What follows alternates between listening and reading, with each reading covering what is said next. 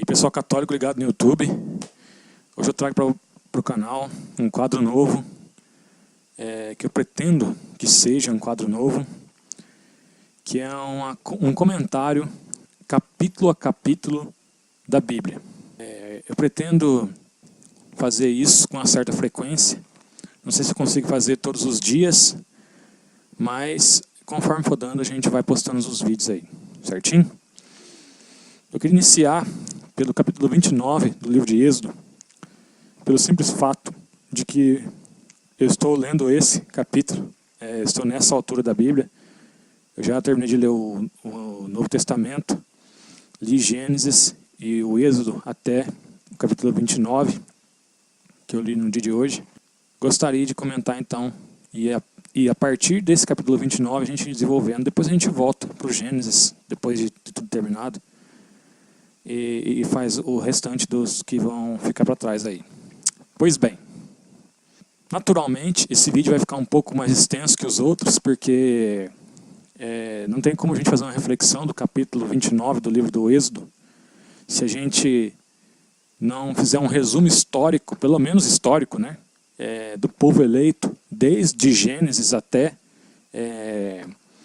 esse capítulo 29 do livro do Êxodo. Claro que, por motivos óbvios, esse resumo vai ser bem sucinto, enfim. A Bíblia inicia no livro do Gênesis, e o livro do Gênesis ele se divide em 3 grandes partes. A primeira parte narra, lá no início do Gênesis, a criação do mundo, como que Deus criou o mundo.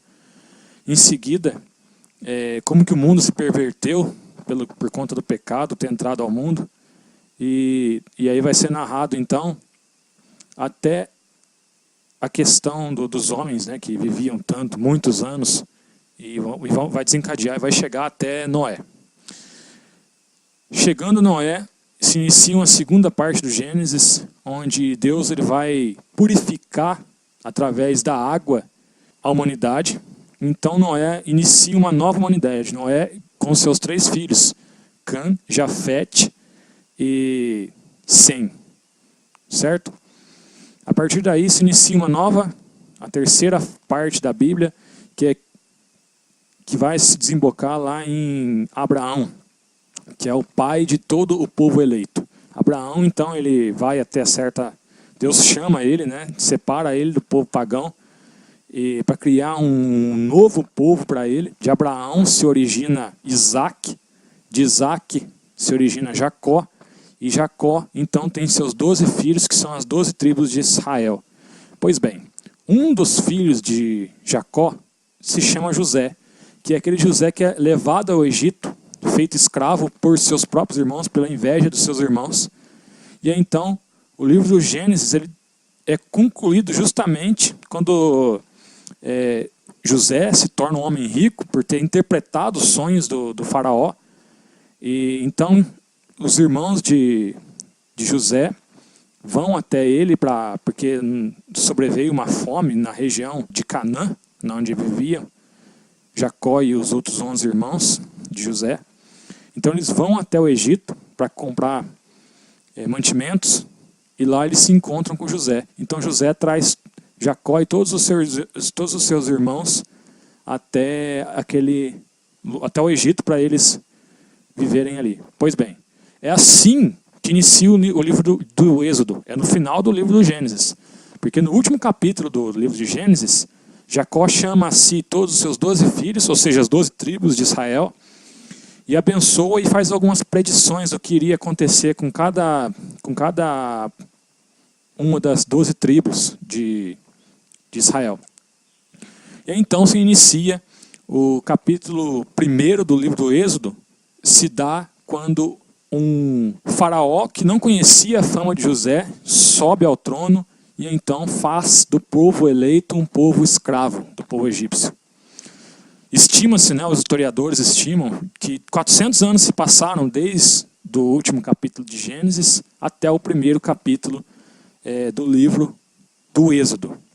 Pois bem, o início do livro do Êxodo vai se dar com a descrição de como que o povo eleito está sofrendo nas mãos do povo egípcio. O faraó havia proibido que o povo judeu se multiplicasse, porque ele já era maior em número praticamente, né, do que o povo egípcio. Ele temia uma certa revolta do povo judeu, ou que o povo judeu se aliasse com os seus povos inimigos e viessem a destruir o Egito. Não nascessem, e se fosse encontrado algum hebreu homem do sexo masculino, que ele fosse morto. Então, a mãe de Moisés esconde ele, coloca ele numa cesta no rio, e a filha do faraó encontra então aquele bebê hebreu e cria ele, como se fosse um egípcio. E aí inicia a história de Moisés. Pois bem, Moisés, afeiçoado pelo seu povo, o povo judeu, ele é levado a matar um egípcio. E aí então, quando todos ali ficam sabendo da morte desse egípcio, que Moisés tinha matado esse egípcio, Moisés então ele foge dali para não ser morto. Então ele vai até conhece seu sogro Jetro, né? Conhece a sua mulher, e em seguida ele é chamado por Deus para libertar o povo eleito. Pois bem, inicia-se aí um período, né, um trecho do livro do Êxodo, de negociações entre Moisés e o faraó. Só que Deus ele vai endurecendo o coração do faraó cada vez mais para não permitir a saída do povo eleito do Egito. Depois de um certo tempo, negociando, depois das pragas que Deus manda para o Egito, finalmente os egípcios permitem que os hebreus saiam do Egito, só que depois o faraó ele se arrepende e vai atrás do povo eleito. Sucede-se então aquele episódio onde Moisés passa a pé enxuto o Mar Vermelho, né? E o povo egípcio que estava perseguindo o povo eleito é morto, então, afogado nesse mesmo mar. Pois bem, inicia-se então agora mais ou menos um contexto mais próximo do nosso capítulo 29 do livro de Êxodo, que é quando Deus faz, nos pés do Monte Sinai, depois de ter saído do Mar Vermelho, ele começa a fazer uma aliança com o seu povo. E nessa aliança, Deus ele dá a lei para o povo, e em seguida ele vai instituir então algo que não havia antes, né, dentre o povo eleito, que é justamente o sacerdócio. Não existia um sacerdócio. A mesma pessoa que era chamada por Deus era ela mesma, acumulava em si o cargo de ser o mensageiro de Deus e ao mesmo tempo reger a todo aquele povo e ao mesmo tempo ser o sacerdote. A gente vê isso na figura de Abraão, a gente vê isso na figura de Jacó, a gente vê isso na figura de Isaac.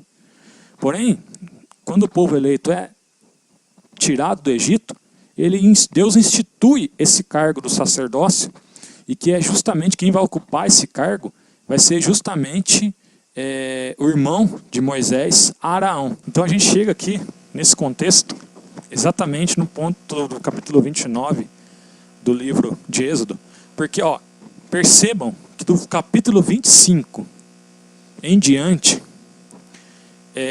Deus vai começar a fazer essa aliança com o povo eleito e vai começar a instituir como será o culto. O culto agora, pela primeira vez na história do povo hebreu, ele vai ser sistematizado a partir das 10 leis. Então Deus, lá no capítulo 26, no capítulo 26, Deus inicia dizendo como que ele queria que seria o templo, como que seria o lugar ali do culto judeu. E ele começa a instruir como seria, como o povo eleito estava, né, em viagem, peregrino, para a terra prometida. Então ele vai detalhadamente explicar para Moisés como ele queria que fosse a tenda onde se encontraria o Santo dos Santos. Ela teria que ser em ouro, ela teria que ser bordada artisticamente. Os panos, não era qualquer pano, tinha que ser um pano nobre da época, um pano púrpura, enfim. E assim vai acontecendo até chegar no capítulo, se eu não me engano, salvo um engano meu, no capítulo 28, ou 27 ou 28, Deus então começa a instruir Moisés a instituir o sacerdócio judeu na pessoa de Araão. Araão então seria o sacerdote, o primeiro sacerdote do povo judeu. E é importante, a gente vai ver isso, agora entrando na nossa reflexão, a gente vai ver que o sacerdócio judeu, ele é hereditário. Então, ele não é igual ao nosso sacerdócio católico, né, cristão, onde a escolha é feita de uma forma livre, né? O cristianismo, o sacerdócio é livre. É uma característica que difere o sacerdócio cristão do sacerdócio judaico. Porque o judaico, ele era passado de pai para filho. Então, ou seja, não existia essa questão do celibato sacerdotal no povo judeu. O povo judeu, inclusive, a pessoa que fosse um sacerdote, ela teria que ter uma mulher e ter uma conduta irrepreensível. Pois bem, no capítulo 29 do livro do Êxodo, Deus vai conversar, lá no versículo 9, que é o versículo assim, que eu achei muito interessante para nossa reflexão. Deus vai dizer para Moisés que o caráter do sacerdócio, ele é perpétuo. O sacerdócio é perpétuo. Ou seja, uma pessoa que é instituída ao sacerdócio, que naquele período era hereditário, não livre como atualmente o é no cristianismo, essa pessoa, ela teria que ser pela vida toda dela sacerdote. Assim, e isso a gente vai vendo ao longo da Bíblia. Por exemplo, no Salmo 110, versículo 4, é narrado algo muito interessante, que o sacerdócio é da ordem de Melquisedeque. Melquisedeque é um sacerdote que aparece no livro de Gênesis, se eu não me engano, eu não lembro se é para Jacó, para Abraão, aparece para Abraão numa das lutas dele, com os povos ali da região de Canaã, e é um personagem que ele aparece, desaparece simplesmente, mas que ele é muito exaltado na Bíblia. E então, unir essas duas realidades do sacerdócio judeu com essa questão da indissolubilidade do sacerdócio ao sacerdote. O sacerdote, ele é sacerdote para sempre, segundo a ordem de Melquisedeque.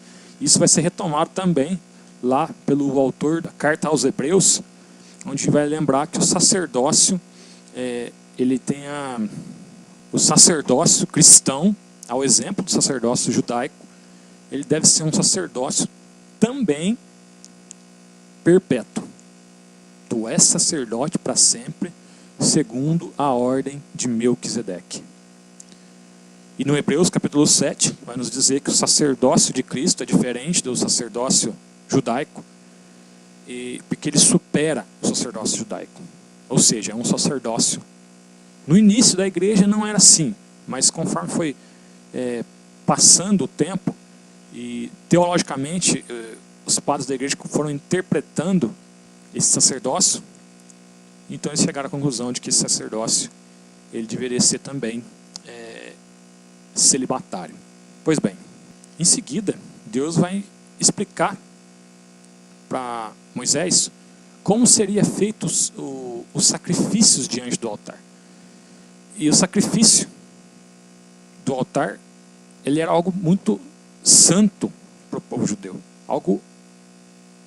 Era tão importante a questão da missão do sacerdote dentro do povo judeu, que a pessoa que entrasse no Santo dos Santos, que não o próprio sacerdote, o sumo sacerdote, ele seria punido com a morte.